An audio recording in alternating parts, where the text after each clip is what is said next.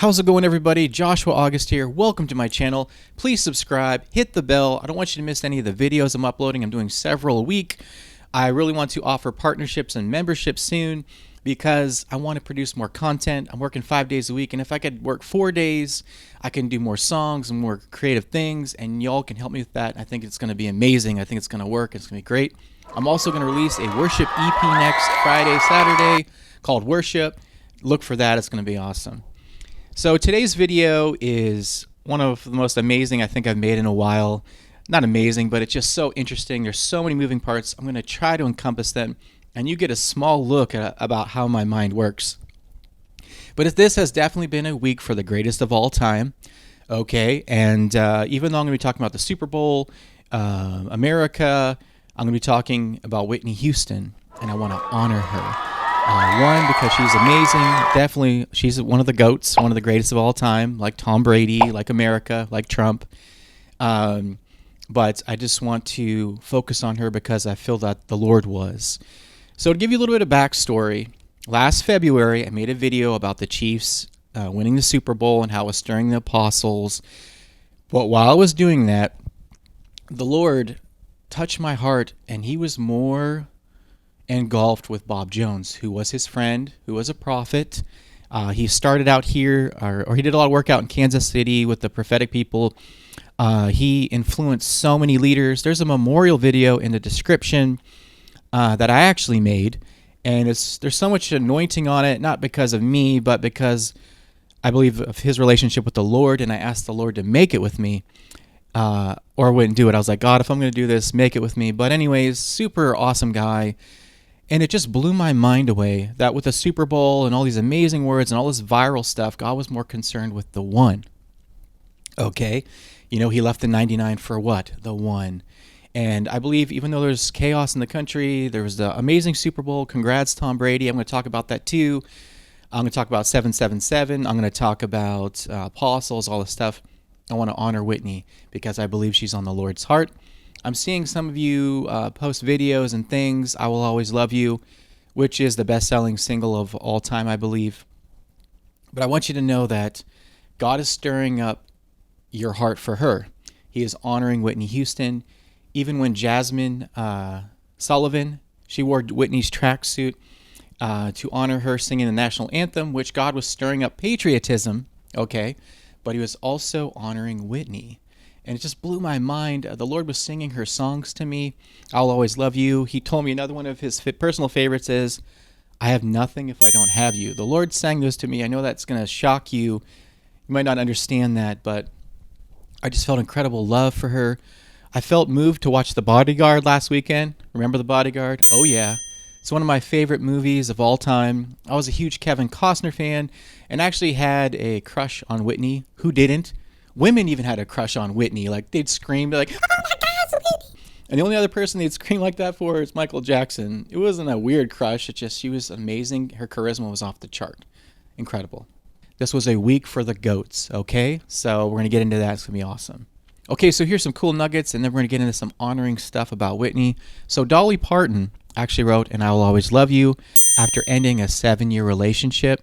And all these sevens tie together. It's going to be nuts. I'm going to talk about that. Tom Brady, 7th Super Bowl on February 7th. It's crazy.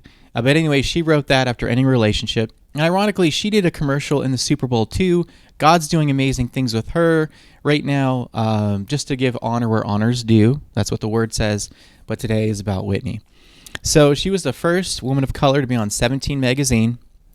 She holds the Guinness Book of World Records for most awarded female artist of all time. 200 million records sold. 2 of her soundtracks went diamond. Many of the others went platinum. And she is regarded, you know, as one of the greatest of all time. If you ask any singers or people over 30 who's the number one singer, they'll say Whitney.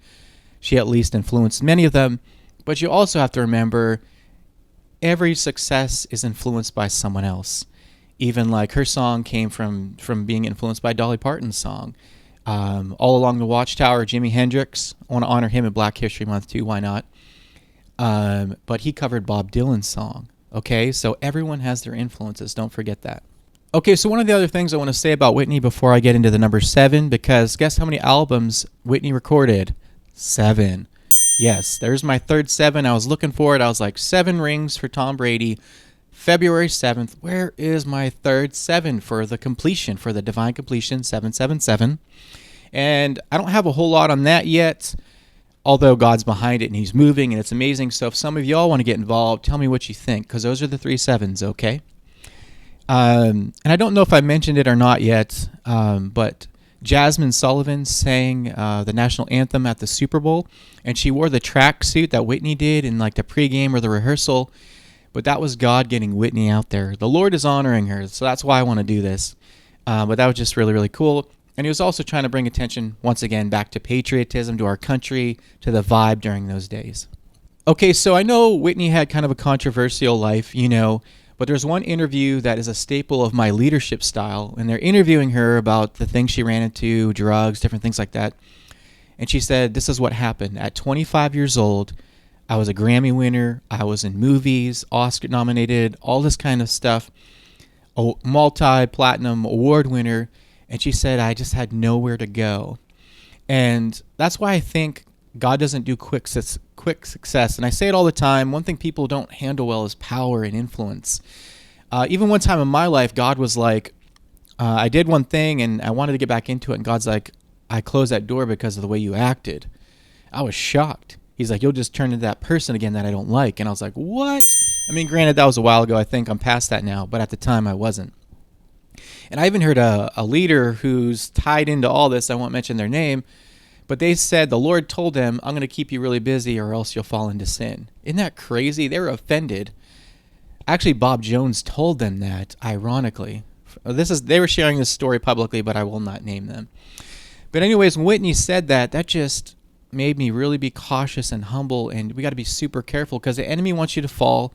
And then the Lord was just telling me she had night and day opportunities to fall into sin, like in her face. And she had a really awesome upbringing. She was solid in the Lord.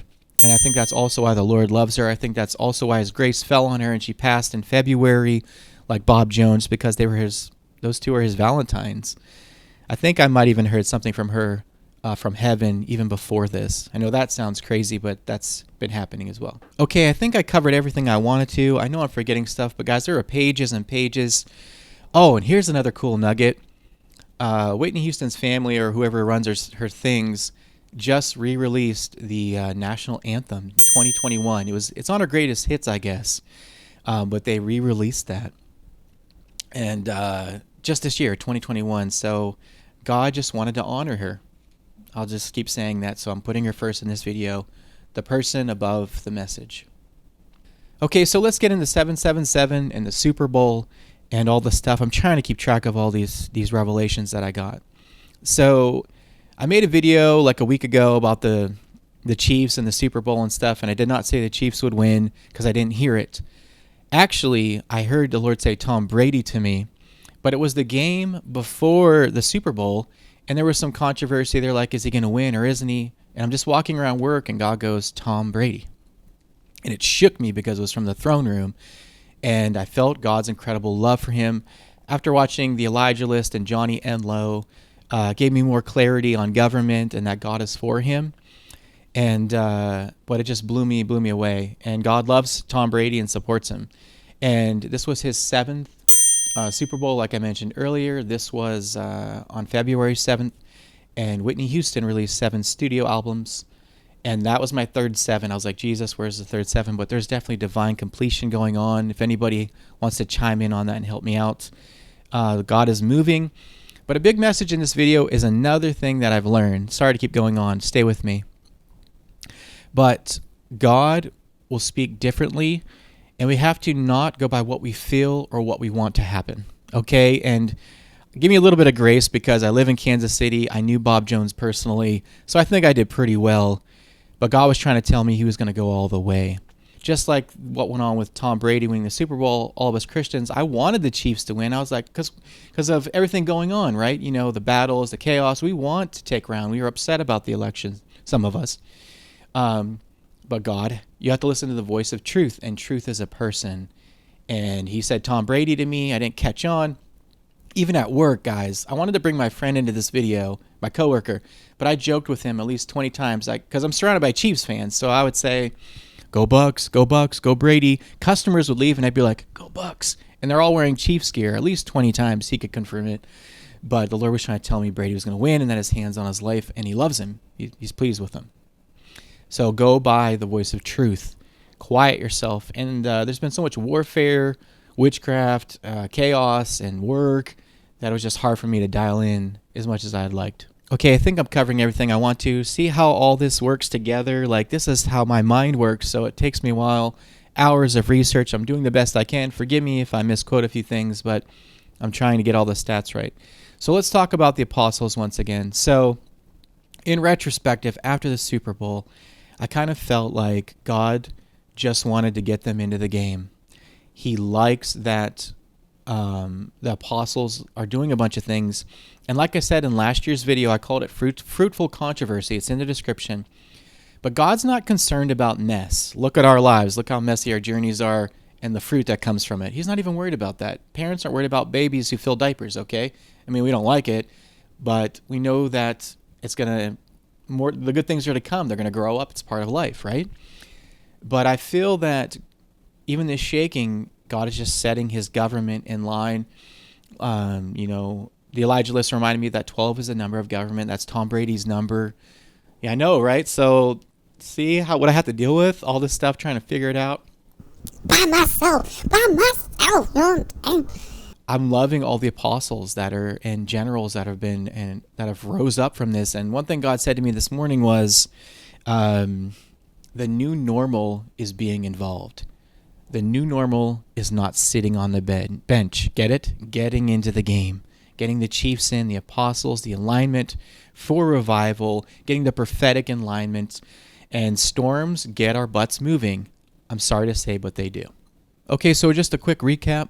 I want to honor Whitney Houston again because she was the most important thing to the Lord this past week.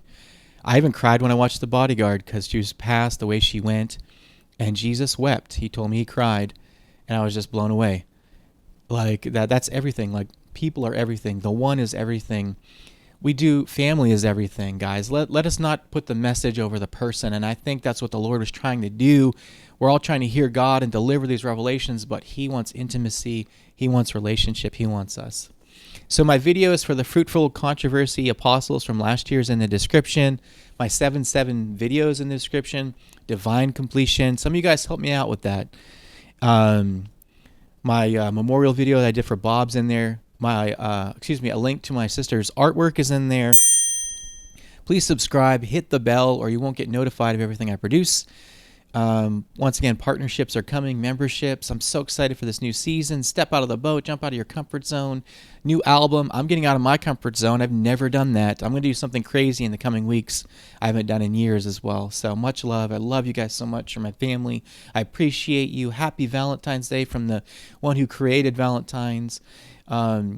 Dig deep into the relationships this year. If you're in a relationship, just remember, approach it as one. Approach it as either we both win or we both lose. And if you're praying for that special person, just keep praying for them. Pray for their success. Pray for their career. And do everything you can do to prepare for that relationship. God's been talking to me a lot about that. During the Valentine's week, I want to drop a lot of things he said. But anyways, much love. Mwah! My candlelight, it'll never fade until that day. You're what my hope's in a dying world. A torch that shines, a city